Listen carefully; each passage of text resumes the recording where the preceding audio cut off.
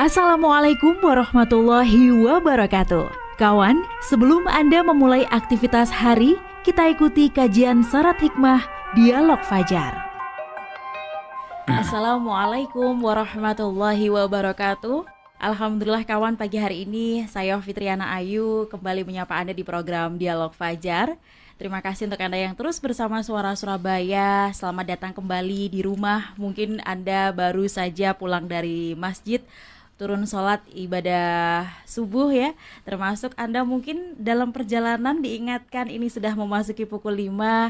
Silakan saja Anda menyempatkan waktu untuk melipir sejenak ke musola, ke masjid untuk menjalankan ibadah sholat subuh. Di studio sudah hadir Ustadz Ali Muafa, insya Allah juga sudah sholat subuh kawan. Langsung ke Suara Surabaya. Assalamualaikum Ustadz Ali. Waalaikumsalam warahmatullahi wabarakatuh. Alhamdulillah. Baru selesai ngimam ya Ustadz? Baru sholat subuh. Santrinya langsung, Ustadz kemana gitu. Iya, santrinya tolak nanti gitu. Iya, tapi meskipun dicari itu rasanya damai begitu ya Ustadz ya. Insya Allah. Kira-kira ada hubungan apa ya Ustadz ya, sholat dengan kedamaian hidup. Terus gimana caranya kita ini sholat dan bisa membuat hidup ini lebih damai begitu Ustadz. Ya. Betul. Monggo selengkapnya bersama Ustadz Ali Muafa. Bismillahirrahmanirrahim.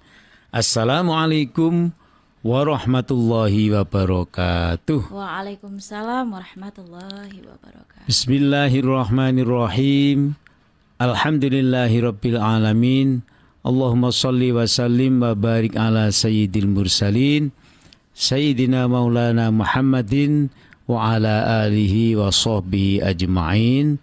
La haula wa la quwata illa billahil alil azim. La haula wa la quwata, tiada kemampuan bagi kita ini semuanya kecuali dari Allah Subhanahu wa ta'ala. Haula wala quwata illa billahil alil azim. Nah, kawan sekalian, memang hubungan sholat dengan kedamaian itu perlu kita gali. Karena bisa jadi di masyarakat itu ada yang mengkategorikan Mbak Ayu ya, ada sholat itu dinilai sebagai kewajiban, ada sholat itu pada puncaknya orang mengatakan, merasakan, menikmati bahwa sholat itu adalah suatu kebutuhan. Nah, dua hal ini yang membedakan apakah sholat itu memiliki hubungan dengan kedamaian. Ini kawan sekalian, Allah Subhanahu wa ta'ala dalam salah satu firman-Nya sudah kita hafal ya. Kita cuplik. A'udzubillahi minasyaitonirrajim. Bismillahirrahmanirrahim. Inna sholata tanha 'anil fahsya'i wal munkar. Ya. Sesungguhnya sholat itu kalau kita laksanakan, maka dia dapat membuat kita orangnya menjadi baik. Orang baik itu pasti bahagia, ya, pasti damai. Dengan kriteria di situ, sholat itu dapat merubah kita menjauhi barang yang mungkar, barang yang mengandung dosa, perbuatan yang mengandung maksiat, itu akan terhindar kalau kita mendirikan sholat dengan baik, dengan benar. Ya, benar itu sesuai tatanannya. Baik itu memiliki perilaku yang ya tidak sekedar jungkal-jungkil gitu, ya. Jadi kita memiliki makna dalam pelaksanaan sholat itu. Nah, karena ada Mbak Ayu yang katanya kalau kita sholat itu terhindar dari perbuatannya tidak baik. Lah saya sholat ini kok gak karu-karuan perilaku saya. Nah, ini terkadang ada yang salah paham. Salah paham itu firman Allah tadi itu, ini benar apa enggak lah, itu loh yang disebut salah paham. Allah Maha benar, tetapi kita sendiri yang belum memiliki ya sholat yang baik itu yang seperti apa yang dapat mencegah kita dari perbuatan yang tidak baik itu. Itu sholat yang bagaimana? Nah, ini kita diminta oleh Allah untuk mengevaluasi. Mungkin satu ya niatnya harus lillahi ta'ala sholat itu. Apakah ada sholat yang dilakukan tidak lillahi ta'ala? Ya buktinya Allah mengatakan seperti itu dalam firman-Nya. Ya pasti ada manusia itu yang sholatnya itu dilakukan sekedar ya ini kewajiban saya. Gugur Ya. tugas. Gitu. Nah menggugurkan kewajiban, menggugurkan tugas. Jadi sholatnya itu ya diselempit-selempit no Mbak Ayu. Masya Allah, astagfirullah. Di tengah-tengah kesibukan gitu. Ya memang iya. Tapi diselempit no ini artinya kita sholat itu cuma 5 kali sehari semalam. Sedangkan aktivitas kita ini sebutlah 24 jam. Jadi diselempit no itu bisa jadi memang seperti itu. Tapi yang penting bukan masalah diselempit no opo enggak tapi pelaksanaannya itu loh. Ya contoh. Ketika kita mau terbang, apakah jarak jauh, apakah jarak dekat, mesti kita itu ada yang kita lakukan namanya sholat safar. Orang kalau naik pesawat kan berarti pergi Mbak Ayu. Iya. Itu sholat safar, sholat 2 rakaat minimal yang dilakukan dalam rangka memohon pada Allah agar perjalanan kita, bepergian kita itu dijaga oleh Allah keselamatannya. Akhirnya ketika dalam kendaraan kita mengatakan, ya Allah tak mampu manusia itu mengemudi kendaraan ini, tak mampu mengemudi pesawat ini, kapal ini, mobil ini, kecuali Engkau yang akan mengemudi. Artinya apa? Allah lah yang menjamin keselamatan kita dalam perjalanan itu. Maka kita sebut Allah yang Maha Kuasa tadi itu di dalam awal perjalanan itu dengan berdoa tadi. Itu rangkaian. Maka as-sholat, sholat itu adalah ad-doa, doa. Jadi kita mesti ketika mau pergi itu melaksanakan sholat safar dan ataupun berdoa untuk menyebut asmanya agar kita ini menjadi selamat. Itu contoh bahwa kita mau melakukan sesuatu, kita melaksanakan sholat dalam rangka menghadirkan kedamaian itu. Jadi kalau kita sudah sholat kemudian kita masuk pesawat atau masuk kendaraan, itu hati itu rasanya tenang. Belum, saya sudah laporan kepada Allah, saya sudah meminta Mbak Ayu didampingi oleh Allah supaya selamat perjalanan ini. Dan bahkan tujuan kita pergi itu urusan kita beres. Nah, itu perilaku kita tentang sholat. Ya. Sholat itu kalau jungkar-jungkir saja Mbak Ayu, Allahu Akbar, sami Allah liman hamidah, begitu saja. Kayaknya ya tidak membekas ya kayaknya ya. Tapi coba kalau kita mengatakan, ya Allah, saya akan melaksanakan sholat subuh ini lillahi ta'ala. Lillahi ta'ala itu kalau dibahasakan Jawa pokoknya hanya untukmu ya Allah. Ya. Tidak karena pamrih dengan orang lain. Seperti yang hadis Nabi panjang diceritakan, kita tuh diganggu oleh setan. Supaya ketika takbiratul ihram pertama itu Allah Akbar itu tidak karena Allah sholatnya, tapi karena manusia, karena pamrih manusia. Supaya tidak diganggu oleh setan seperti itu, maka ketika takbir pertama itu kita sudah mengatakan sholat saya, ibadah saya ini lillahi ta'ala, hanya semata untuk Allah ta'ala. Kenapa ya Allah? Karena aku butuh kepadamu. Itu kalau didefinisikan kan menjadi panjang. Allah Akbar itu ya Allahnya kepadamu, saya tidak bisa apa-apa, saya tidak punya apa-apa, apalagi saya menghadapi problema seperti ini. Akhirnya sholat itu dijadikan alat untuk pendekatan diri kepada Allah agar hatinya itu menjadi damai. Begitu kita membaca Allahu Akbar, Allah yang Maha Besar. Urusan kita ya, masalah kita yang sebesar ini, yang secara akan tak sanggup memikulnya, tapi Allah Maha Besar. Allah mengatakan ud'uni astajib lakum. Mbak Ayu diminta kita Mbak Ayu ya, agar kita berdoa pada Allah dan Allah akan berikan apa yang kita minta. Maka ketika kita mengatakan iyyaka na'budu wa iyyaka nasta'in di dalam surat Al-Fatihah, yang harus dibaca memang Al-Fatihah dalam surat itu, kita sudah mendengar pernyataan itu dan harus kita maknai dengan baik.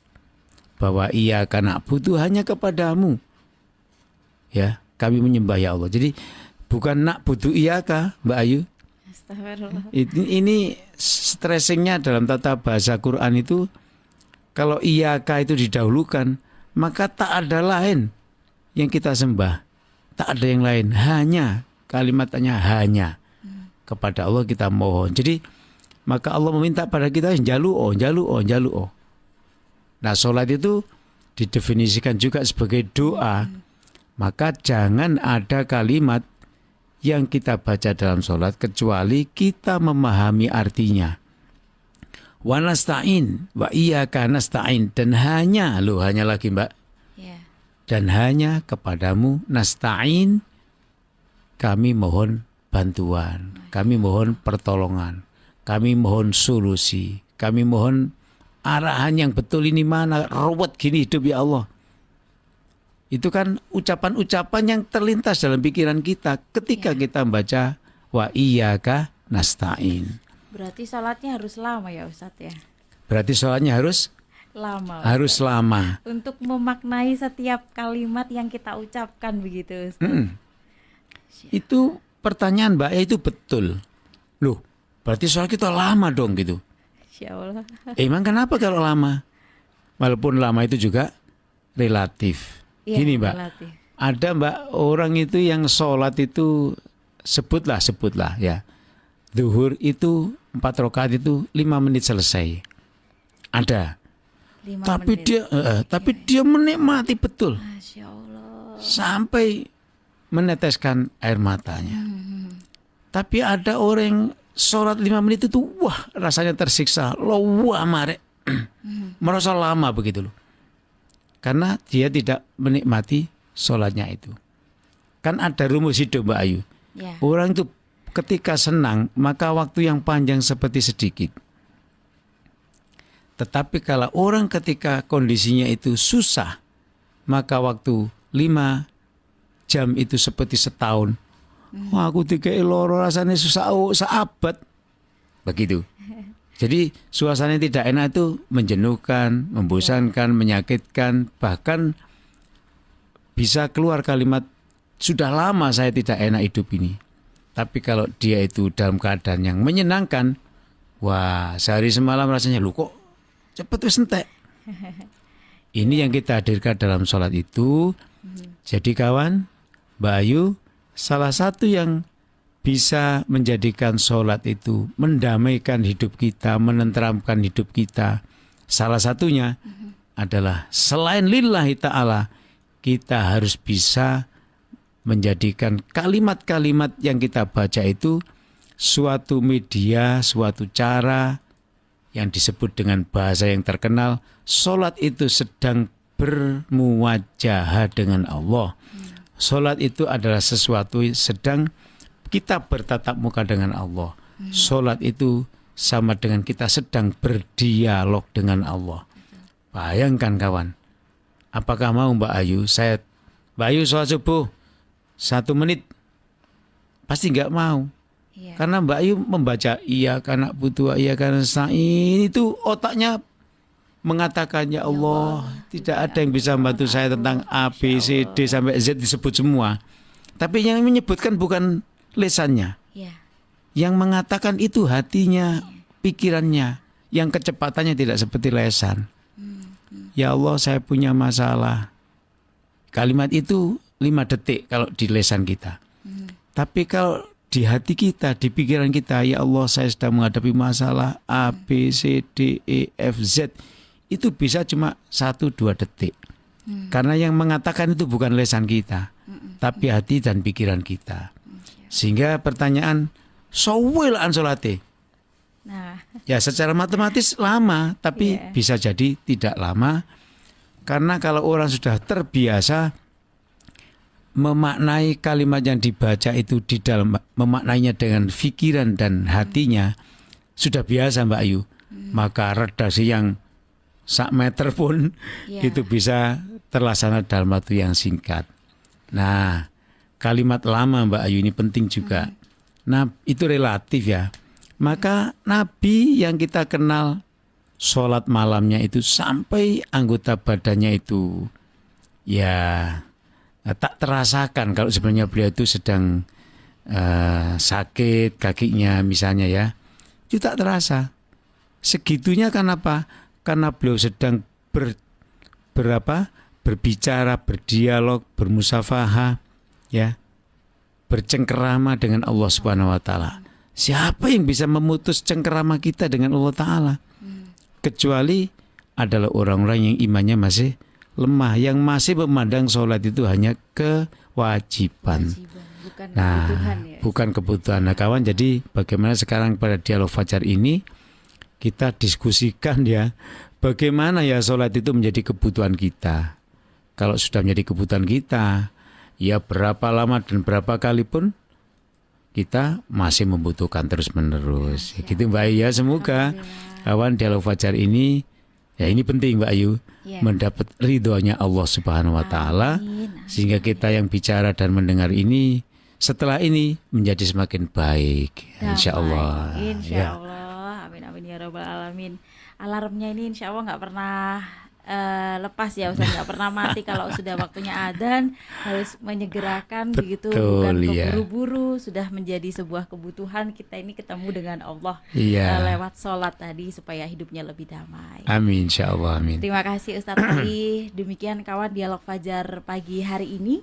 Saya Fitriana Ayu dan juga Ustadz Ali Muafa pamit. Wassalamualaikum warahmatullahi wabarakatuh. Waalaikumsalam warahmatullahi wabarakatuh. Program Dialog Fajar yang baru Anda simak kerjasama Suara Surabaya dan Pesantren Al-Quran Nurul Falah Surabaya, lembaga dakwah yang amanah, profesional, dan berbasis Al-Quran. Pesantren Nurul Falah mencetak guru-guru Al-Quran dengan metode tilawati dan tahfidz Al-Quran. Informasi dan pemberian donasi hubungi 031 828 1278 atau nurulfalah.org. Wassalamualaikum warahmatullahi wabarakatuh.